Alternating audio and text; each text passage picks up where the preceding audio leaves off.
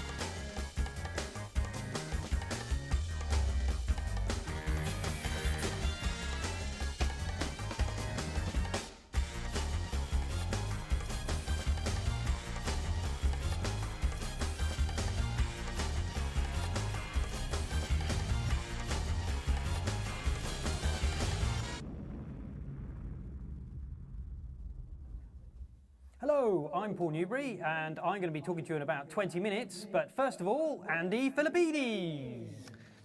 Thank you very much. So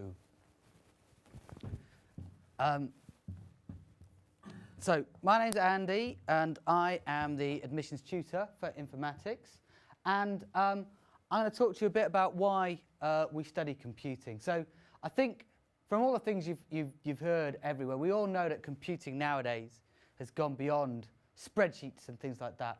Computers are everywhere, but in some sense they're disappearing. So we're all happy that we've all come in here with a computer today, quite a high-powered computer in some ways. And we're happy that the kind of face of computers is changing very rapidly, so we're all interacting on touch screens and things like that. But we might be slightly less aware that pretty much every piece of white goods that we've got has now got a computer in it that's working out how it's going to work and what it's going to do.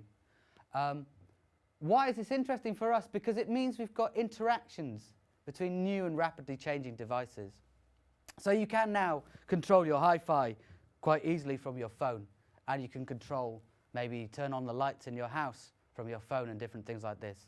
Why is this interesting for us? It's because if you think about if you're trying to design a system like this, you don't know when you build the phone that you're going to need to connect to the washing machine. Okay? So we have to think about how we can make things portable so they will be able to interact in the future when we've got a new device that we don't even know what it is. Makes it exciting, makes it challenging, because the cutting edge is within reach, but it does make it very exciting. Okay? So what I'm often asked in these sessions is what is informatics? Why are we called informatics? Well, informatics is the study of the storage, transformation and communication of information, with information being pretty much anything. Words we write, images we capture, sounds, measurements, and basically changes made on the world. Okay? So rather than seeing computer science as this very sort of static subject, we see computer science as basically how we shift this information from one place to the other. So it's one of the reasons we hold these sessions in the Media Technology Lab, which is essentially a TV studio, because it's all about taking the video, popping it through, condensing it down, and getting it out on the screen and down into the other lab and down into the other lecture hall quickly enough and fast enough so that everyone can see it as quickly as possible. It's all about taking information from one place to another. So this is another quote about industrial revolution of data, which we've seen already. This is from a few years ago. And as Joe Hellerstein said, we are now entering the industrial revolution of data, where data will be stamped out by machines, software logs, cameras, RFID readers, wireless sensor networks, and so on. Okay? So there is data being gathered on you all the time, whether you like it or not. This is the price we pay for using Facebook, is it collects your data. One tip, if you're using Facebook and you've got other tabs open, just be aware that it does look at what's going on in the other tabs. Okay? But you know, that's the price we pay for these things. There is information there. People are gathering information on you. When you log on to networks, they're working out what you're doing. You've seen all the banners about cookies and stuff as the people have to be more upfront about it. It is what it is. People are gathering data, lots of data. So there's vast amounts of data being gathered on you. What we're going to do with it and what do we need? Well, we need computer scientists who can develop systems that process this data. Okay? This is what we need, and this is what we're trying to get you to do. So that's why we're called informatics. We're trying to distinguish ourselves from the computer itself, which does the work for us, and the information that we're processing. There's another quote that I like from Dijkstra, who said that computer science is no more about computers than astronomy is about telescopes. You know, we use the computer to get to something, but we're really trading in information and moving that about. So why should you come to us? Oh, you've heard a lot about this, but we're a good university, we have good employability, but really this is what I think. What we teach is what we do, and David Richards said a bit about this, but we are a research-driven department, and we teach from our research. Nobody is quite as excited about my research as I am, and probably very few people are as excited about my research as I am, but I will at least be very enthusiastic when I teach it, and I do think it is the right thing to teach you. And it is, I hope, at the cutting edge of things. Okay? And so that goes for the whole set of lecturers. We have good contacts with industry, we have good contacts with research, so the things we teach you are what the industry want and what people are at the forefront of. We've got very nice facilities, which you're going to see, and Brighton and the Downs is kind of a nice place to be. And I think you've heard enough about this, so I won't dwell on it, but what do? We do interdisciplinary research and industrial consultancy. I'm going to dwell slightly on interdisciplinary. Basically, computing, you can be a computer scientist in pretty much any field. I consider myself a biologist at the moment, that's my research, but I do it all through computing. We've got people looking at new languages and technologies. We've got people trying to understand the brain and trying to understand cognition. We've got people dealing with it, how systems interact with each other. People looking at adaptive systems, my area, looking at anything from autonomous robots to consciousness, okay?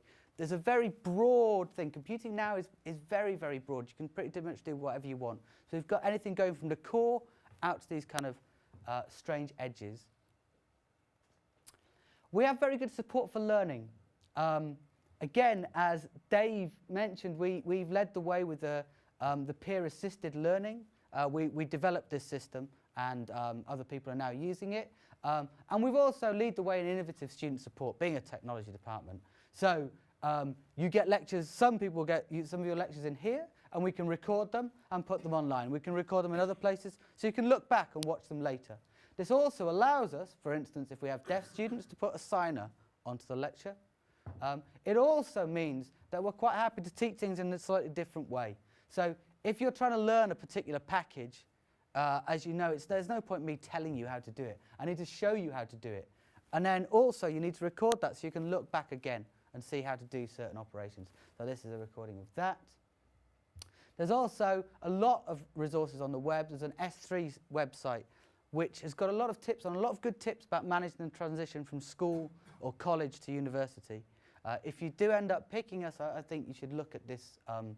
This would be a good site to look at. We have very good computing labs, which you're going to see, open 24 hours a day if you so wish.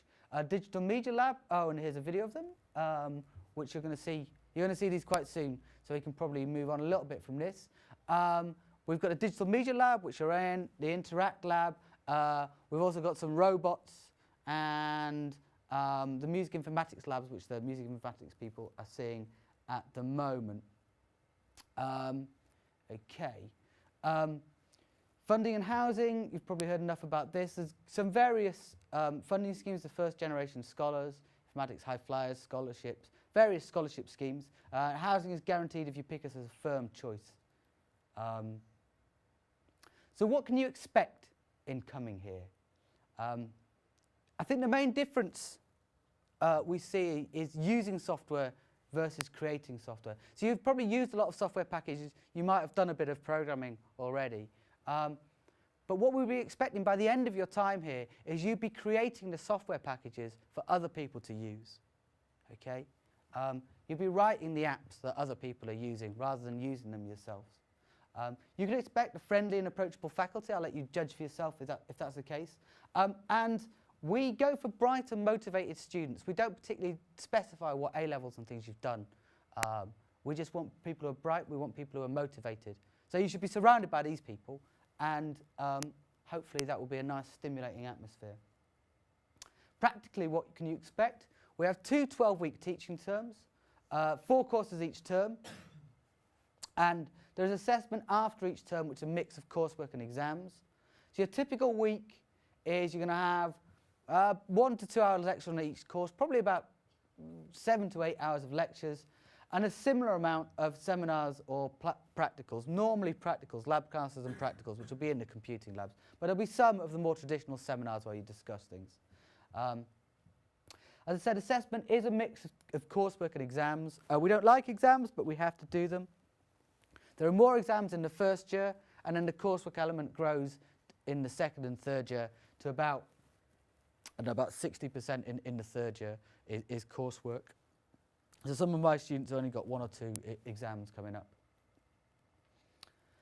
And what can you study? Well, you can study any of these things: computer science and artificial intelligence, business management, music informatics, digital media, games, and computing science with a foundation year, which leads to any of these other degrees. So what is in them? The first thing that's in them is programming. You will all of these degrees are programming degrees. You will all need to program, you will all learn to program, you will all come out being programmers. As David said, we primarily teach Java, because it's a nice mid-level language. It's in between other things, but you will see other languages, Haskell, various functional programming languages, a bit of SQL, a bit of Flash, a bit of HTML, a bit of Python, various other things. There's a comparative programming course in the third year where you will meet some weird and wonderful ones. But essentially, this is one of the cores of our degrees. Along with this, we teach computing foundations, okay, which is kind of how you do programming, the logic of programming, the main elements of all programming languages, but in the absence of a particular language. Now, together with this and the programming, we think you can then turn your hand to learn any language, okay? There's no point us teaching you the next big thing or trying to teach a course on the next big thing now, because by the time you finish, it won't be the next big thing, okay? So we hope we teach the tools to be able to learn whatever the next big thing is when it comes along. We also teach software engineering, which is kind of the practice of programming, how you would do it in an industrial context. You normally program in a team. So in this course, you will learn things in a team. We'll teach you about the computer systems, how they fit together, databases, compilers, various different things like this. Quite technical. How they all fit together, how the programming language interacts with the compiler, interacts with other things. And professional issues, how you present yourself in the world of work, and how to present and how to find jobs and things like that. Then we get to some of the other themes we have. So there's web computing, everything about the web, not only HTML, but how you connect in the web, how you connect devices and networks when devices keep dropping in and out of networks. It used to be really easy doing networks when everything was plugged into one point. But now I've got my phone, and it might connect, it might not. It might start to connect, it might not. So what sort of data protocols do you send to make sure that a message has got across in these sorts of ideas? So that's kind of web computing. We have a lot of management courses, which are primarily for the business and management course. Some of these are taught by the management school themselves. And some are taught by our lecturers within the management school. Intelligent systems. So this is about how we try and make computers intelligent. AI, or artificial intelligence, has been a great strength at Sussex for many years. So one of the sort of pioneers of artificial intelligence. And there are 2 reasons to do this.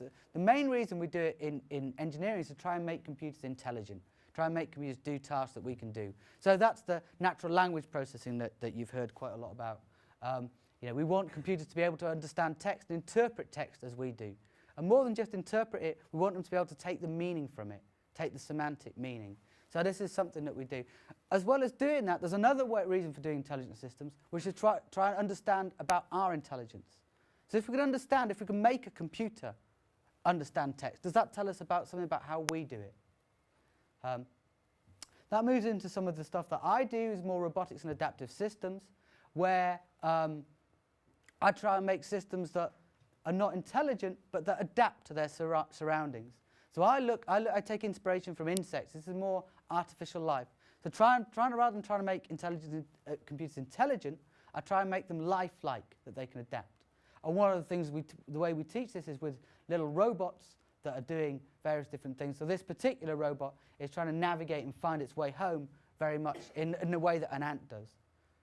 And the reason I do this is to try and, apart from you can do things to try and make computers navigate, robots navigate better, but I try and do it to understand how ants and insects learn, and so tell me about learning and memory.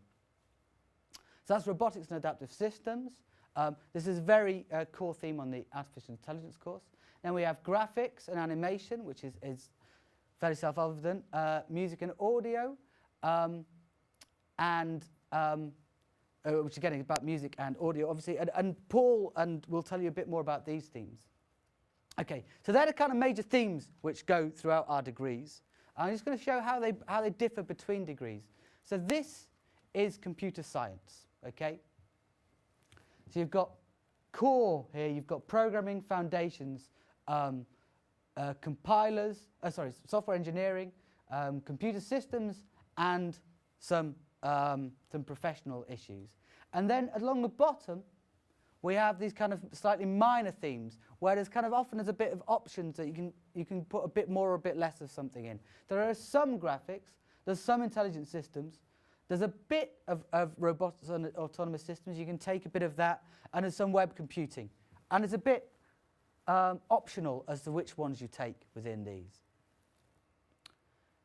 The artificial intelligence course instead, the intelligent systems and robotics are a main theme within it, whereas there's a bit less foundations and a bit less of the computer systems. So we drop some of the more technical things and have more of the kind of more specialist themes. Business and management, the management becomes a very big theme within this, and so you lose some of the optionality for the other things. Music informatics, lots of optionality, but obviously music becomes a very core theme. So the idea is that you choose your specialty. Sorry, I haven't talked about the game and the digital media. Paul will talk about that shortly. The idea is you choose your specialty. The first year provides the foundations, and the specialisms are introduced in the second and third years. So it's about a quarter of year 2, and most of year 3 is specialist. The idea being that the first year is generic to allow you to change between the courses, and each of the strands gets experienced, okay? So if you don't know exactly what you want to do, stick with what you're going for, but if you want to change, you can change any time up to the beginning of the second year. So we give you this kind of broad set of courses accredited by the BCS, but the way we also make it very specialist in the third year, you do a project. You do it one-to-one with the supervisor on a topic of your choice. And it runs throughout your final year and counts for a third of your marks. And it's a chance to explore a topic of your choice in depth. You get one-to-one supervision. It's something I really like because it allows you really to go deeply into something. And it's something you can take to an employer and say, look, I did this. Okay? This is something that I did. They'll say, what sort of thing do you do? So, oh, I did a project on this. It's this. This all has all these elements. So this is one particular project. This is Jake. It's from a few years ago.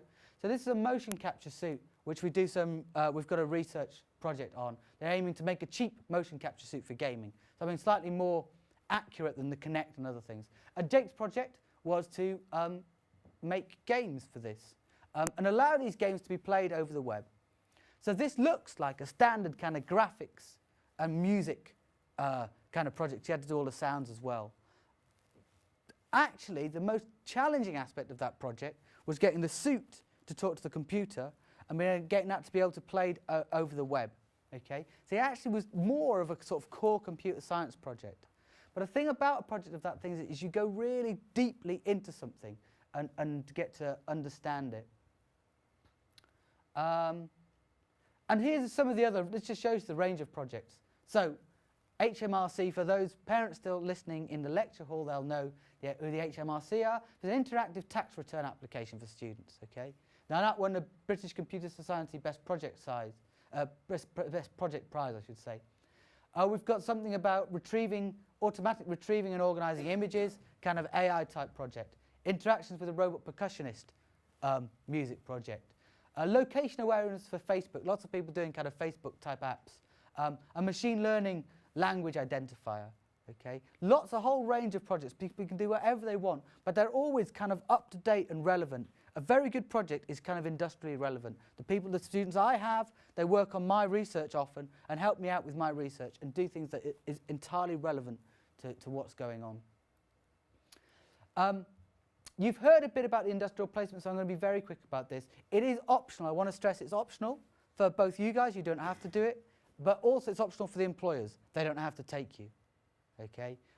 You do get courses in the second year about it if you want to do it. We give you enough preparation, and if you go and do it. It is assessed, and it is paid, but it is fully supported. But I stress it is optional. A lot of people up to this point just do summer placements. There's a lot of companies in Brighton want people who can program, and a lot of our students work over the summer. It's quite a long summer, so a lot of people do that instead. We've got lots of companies. All these companies, we've heard about these, but there's lots of companies interested, so it's quite an interesting thing. And what do our students end up doing? Well, pretty much anything, from games to e-commerce, mobile app engineers, project managers, software engineers, video production. Here's a couple of quick examples. So Nick ended up making, it's Nick. He started his own company, making iPhones. A lot of people end up doing their own companies or doing consultancy by the end. Eric's working for Last.fm with a kind of AI app tracking listening habits of users. And Ian is working for the BBC, sort of video production and stuff like that. Okay, so at this point, I am going to hand over to Paul, who's going to tell you about the computing for digital media and games and multimedia environments. We don't have any music informatics students? No, we do not. Okay, cheers. Thank you very much, Andy. Hello, as Andy said, I'm Paul. I'm going to talk to you about our creative digital media degrees. So these two particular degrees, computing for digital media and games and multimedia environments. So the structure is very similar to the type of degrees we've seen already. They're both 3 years BSc honours degrees, and they're both in our department, which is essentially a department of computer science, even though we call ourselves informatics. Okay, so in the same way as Andy went through the previous degrees, I'm just going to go through these using a series of icons. Okay, so I'm just going to use 8 icons to demonstrate the main core components of these degrees. So just to quickly have a look at these videos. So that's a key part, particularly of the computing for digital media degree. Sound and music, very useful for both of those degrees. You can't produce anything useful in terms of digital media without understanding a bit about sound and sound production. 3D graphics is key to both these degrees. So this is a key subject which you're going to get significantly more of in these 2 degrees than you would do in the other informatics degrees. Not only modelling, but animation and interactive control of 3D models. Visual effects, mainly this concerns the computing for digital media degree. And we'll see a bit more about that in a second. And then we have really the computing parts of this. Programming. Programming is core to all of our degrees. You can't really do anything, even in digital media, in terms of interactivity, if you don't understand programming. So Java is a fundamental course in all our degrees. Web development, this is going to be the platform for the distribution of a lot of the media you produce, whatever course you're on. Artificial intelligence really only applies to the game degree here, but a key component of that degree. And professional issues. Professional issues is a theme through all our degrees, because you not only have to learn these subjects, but you actually have to go out into the real world and do a job at the end of it. So those split up really quite nicely into 2 areas, digital media and computer science. Okay. So let's have a look at the 2 degrees. Let's start off with the game degree. This is the brochure. If you haven't got one, you can pick one up on the way out. So these icons now give you an idea of the key components within this degree. So programming. Programming is core to this degree. You cannot produce games if you do not understand programming. Games is about game development. It's not about game playing, although there'll be a bit of game playing that goes on. Okay? AI, so you have to understand artificial intelligence if you're going to produce intelligent games. and 3D modelling. 3D modelling is core because the significant number of games you produce, or the significant number of the big earning games, are going to be 3D based. You will be doing some 2D stuff, you'll produce some simple 2D games, but you will be focusing, particularly in the latter years, on 3D games. Okay, so that's not only understanding how to model things, but understanding how to control things in real time, and that's really quite tricky. But you do model stuff and you do animate stuff as well, and to give you an idea of the sort of things you do in both this course and the Computing for Digital Media in terms of animation, we've got a clip from one of our modules where students do a bit of animation.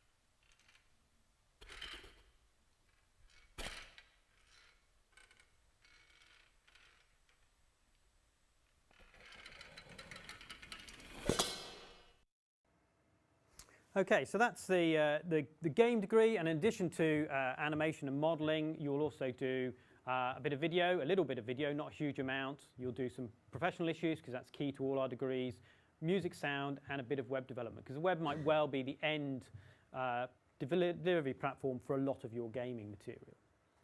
Okay, our other degree is Computing for Digital Media. This is a technical digital creation degree. And it is very technical. So there's some key components here. Video, you'll spend a lot of time working with video. You'll spend a lot of time in this studio, Studio One, doing live video, but you'll also do pre-recorded and edited video, and you'll be combining video with 3D. Okay, so you'll be doing a lot of modeling, some animation, really for the Computing for Digital Media degree, rather than interactive control, as we might focus on for the game degree. We're talking about model production and animation, and the combining of that with video for video effects. Okay, so video effects is a key area within video production now. It occurs all the time, even in programs you might not expect. So here's an example. We were shooting a film where we needed somebody to walk from a forest into a nuclear bunker. But we don't have a forest on campus, but we do have a nuclear bunker.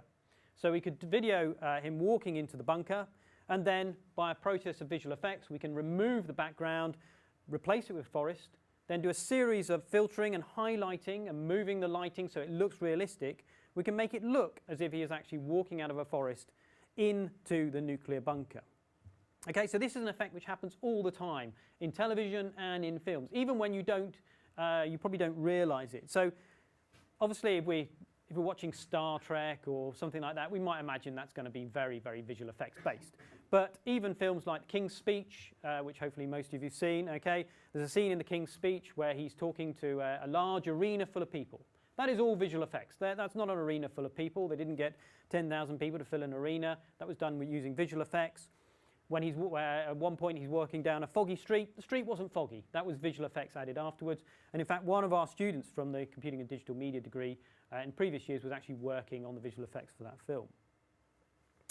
In addition to that, you will do programming. Programming is core to all of our degrees. So just because it's got a lot of digital media, don't think there isn't any programming. There is. If you want interactive digital media, you need to understand programming.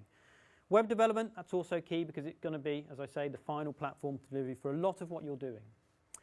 Music and sound, and understanding of that and how that goes with your digital media is extremely important. And professional issues, that runs through all of our degrees. Okay, so those are the two degrees. Hopefully that gives you a bit of a flavour of what they're like. As Andy mentioned, you get to do a final year project in your final year, and for these 2 degrees, that's really your chance to produce a portfolio piece, something that you can take to an employer and say, look, this is what I specialised on in my final year. And we've had several students who've got jobs just based solely on their final year project. In fact, Ian, you saw the examples of students who got jobs. Ian, who works for the BBC, pretty much got his job based partially on the strength of a bit of work he'd done in terms of visual effects. So it's an important area, and in fact, we'll show you an example of a final year digital media project which is based around visual effects.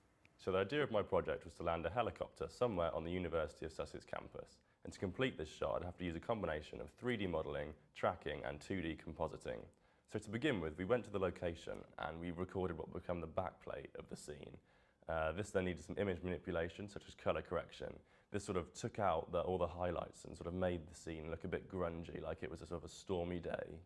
I modelled a helicopter using Maya, and then this was rendered out using multiple passes, such as a diffuse, specular and shadow passes.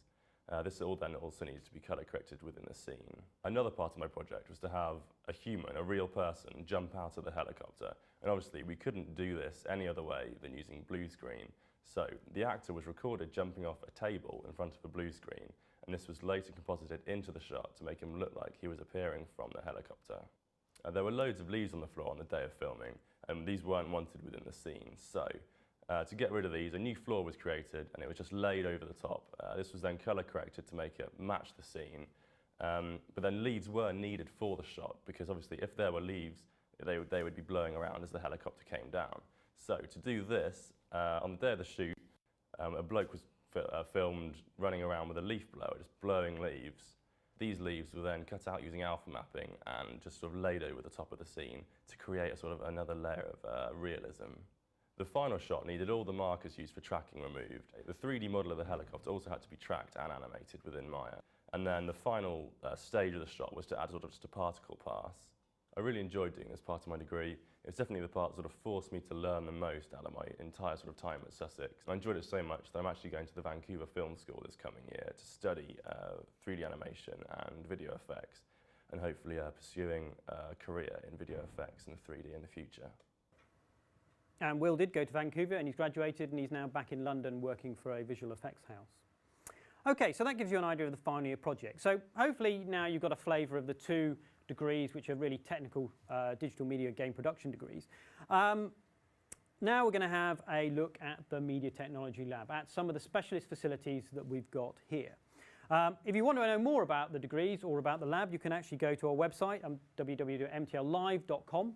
But I'm now going to take you on a virtual tour. So by the term virtual, that means you can stay here, and I'm going to take the camera over there and go for it and show you the rest of the facilities. But we'll start off with this facility, Studio 1. That's where you're sitting. This is our main studio.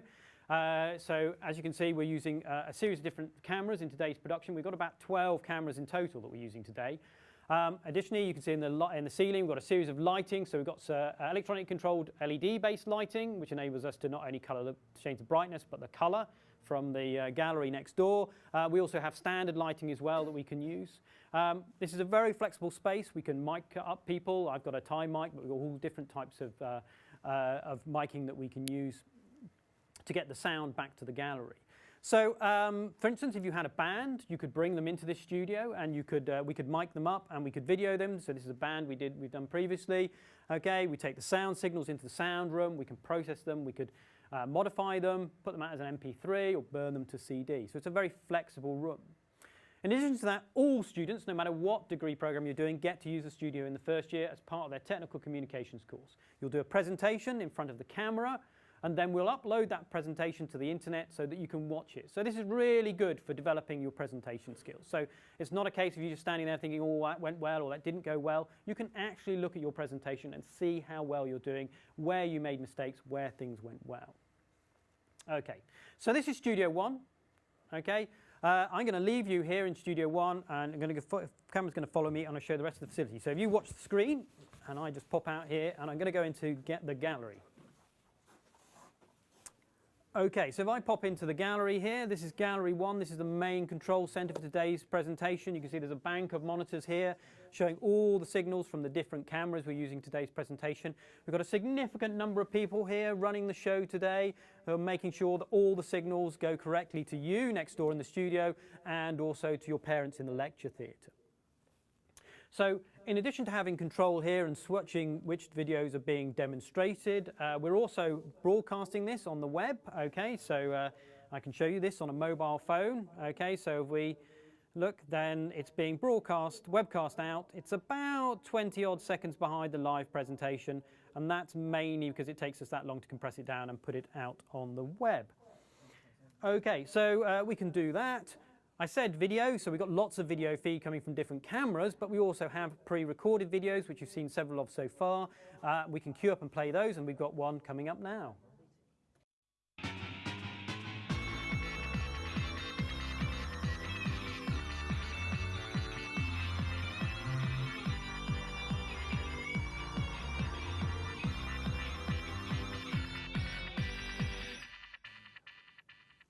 Okay, so that was the entry, the sequence for live video productions is one of the modules you'll do on Computing for Digital Media.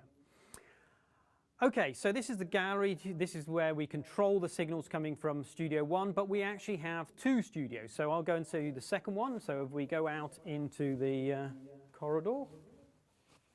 So having two studios means that we can run bigger presentations like we're running today, but it also means we can run things in parallel. So we can have students working on different things in different studios. So if I come in here and into Gallery 2, so the thing you'll notice about Gallery 2 is it's very similar to Gallery 1, slightly smaller, got a bank of monitors with all the signals coming from the cameras in Studio 2, being controlled by Thanos here today. And he's in control of the signals being sent back to Gallery 1, which are then being relayed to you in Studio 1 and into the lecture theatre. So we've actually got Studio 2 set up for a little experiment. So if I come through here, okay, so if I walk over here, right, and stand over here, you'll notice that I'm standing in front of a green screen. And because it's green and I'm not wearing any green, we can remove the green in real time and replace it with, hey presto, the weather. It had to be the weather really, didn't it? And because it's the weather, I have in fact got a clicky button, so I can say this is the satellite picture. I can say it's not looking so good up north, but down here in the south, the sun is shining. In fact, we say the sun always shines in Brighton. It's just sometimes the clouds get in the way. Okay, so that's a very simple use of chroma keying, okay, green screening, sometimes referred to as blue screening, but we can use it in much more effective ways. So we're actually going to play you out with a few little clips from a film we made recently, and if you look closely you can see the blue screening going on behind the people, which we would later replace with different parts of the scene that we wanted to in post-production. So we're just going to play you out with that.